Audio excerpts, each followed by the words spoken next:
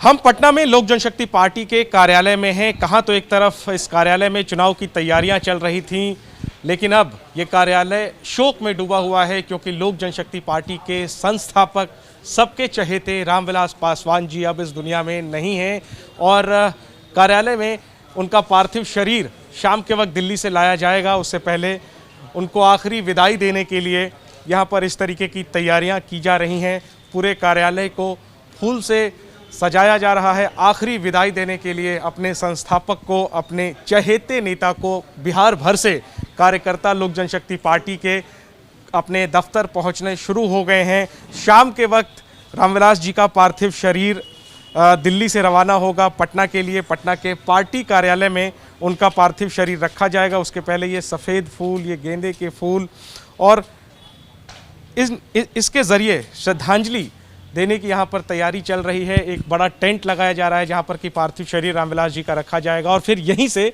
अगले दिन अंतिम संस्कार दीघा घाट पर उनका होगा। मेरे साथ कृष्णा जी हैं, लोक जनशक्ति पार्टी के प्रदेश मीडिया प्रभारी। कृष्णा जी, गम में डूबे हुए हैं आप लोग, चुनाव की तैयारी में लगे थे, ये झटका, क्या कुछ यहाँ पर तैयारी है और क्या कार्यक्रम रहेगा? हमारे पिता तुल्य आदरणीय रामविलास पासवान जी हम लोगों को छोड़कर चले गए। जो पैदा करता है वही पिता नहीं होता है।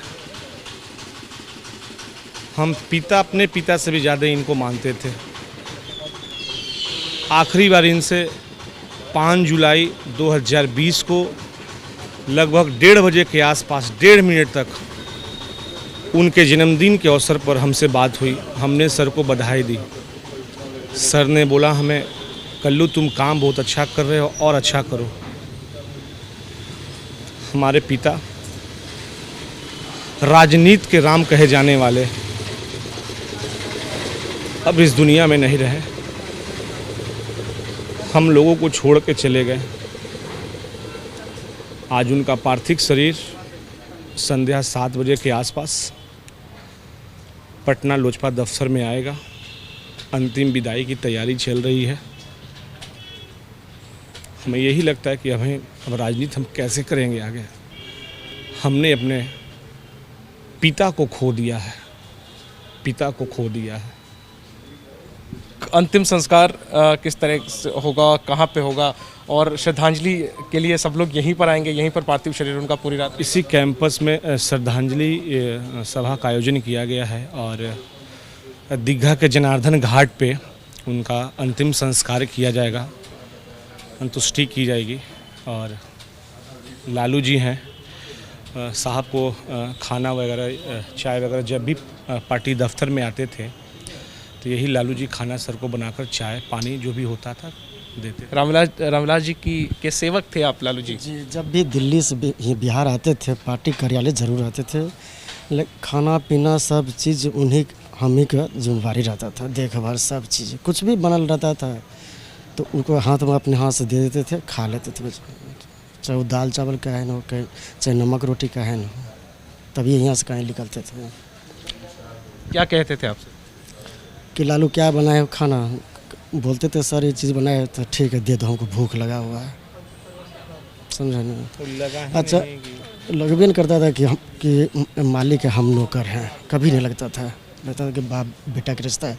चाहे कार्यकर्ता हो चाहे स्टाफ हो, सबको बेटा की तरह मानते थे, समझे ना? खाना खाने वक्त भी कार्यकर्ता के भी अपना साथ में बैठा कर खाना खिलाते थे। क्या ये खाइए, नहीं हो खाने की इच्छा था तय पर खिलाते थे उनको।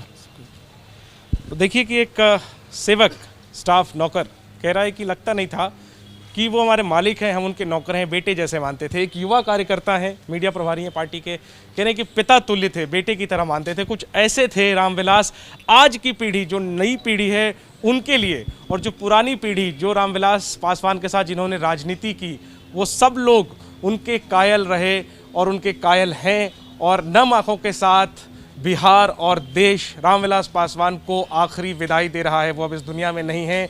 उनका पार्थिव शरीर देर शाम पटना पहुंचेगा पार्टी दफ्तर में। यहाँ पर उन्हें आखिरी विदाई दी जाएगी, श्रद्धांजलि दी जाएगी और फिर अगले दिन बिहार के लाल को अंतिम विदाई दी जाएगी। उनका अंतिम संस्कार अगले दिन पटना के दीघा घाट पर किया जाएगा। कैमरामैन अजय तिवारी के साथ Jainendra, ABP news, Patna. ABP news आपको रखे आगे।